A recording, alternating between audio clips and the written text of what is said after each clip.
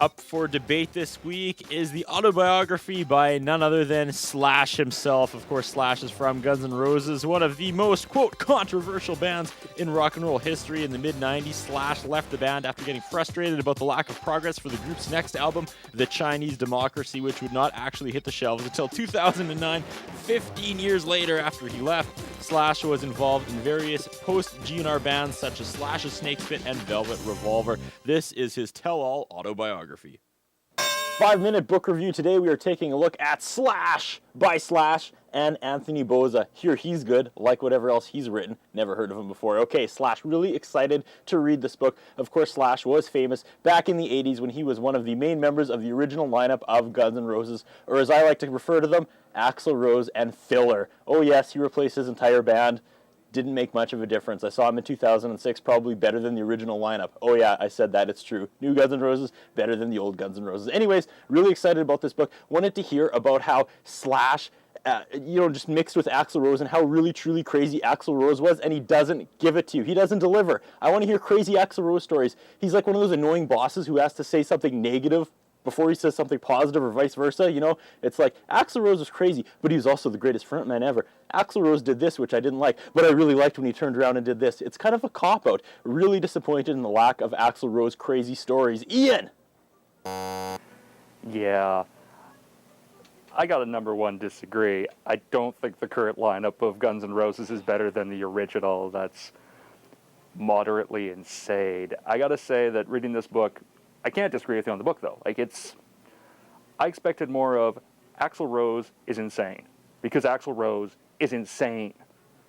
I expect more of Slash being honest and brutal. He's known for that. I've seen dozens of interviews with him where he's sitting there smoking through the interview, telling the interviewer himself. I expected that in this book. This was one of the more docile things I've read in a while. I expected to hear more brutal honesty than, paper-covered honesty. It's not legit. It's not like this is something that is going to blow the doors off of Guns N' Roses history. It talks about how this is Guns N' Roses from the inside. It doesn't feel like it. It feels like it's still Guns N' Roses from an outside perspective. It's not something new or different to me. Disagree with Ian there.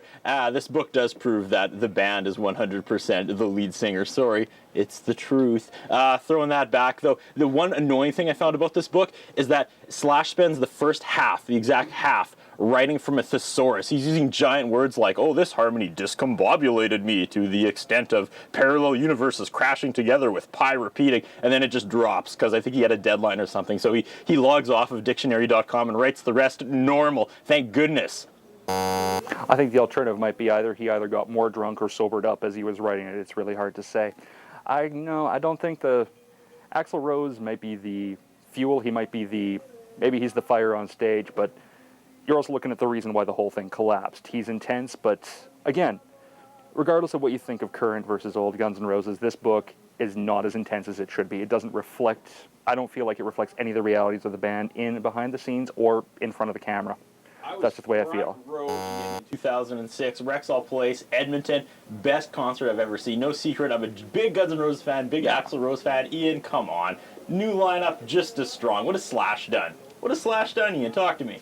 Velvet Revolver? Oh. Are you serious? Is that still around? No, yeah. It's not. Well, I guess if you want to take the 8 copies of the new Guns N' Roses album that actually sold in North America compared to the millions of copies that Velvet Revolver sold, you're right. I guess Axl Rose has done a lot, if a lot is nothing. I'm not going to sit here and try to say that Chinese Democracy is, Pearl Jam's 10 or anything like that, or good. It was passable, but come on, Slash, as a book, total cop-out. Like I said in the intro, says one thing bad, then immediately one thing good, and then at parts he's like, I'm the only person who gets to bash Axl Rose. That's actually what he told a fan who was like, man, I bet you're happy to be gone with Axl Rose. I'm the only person who gets to bash Axl Rose. Come on. But all in all, Ian, good book? Good book. Yes, read it, yes, no? Read it. Read it.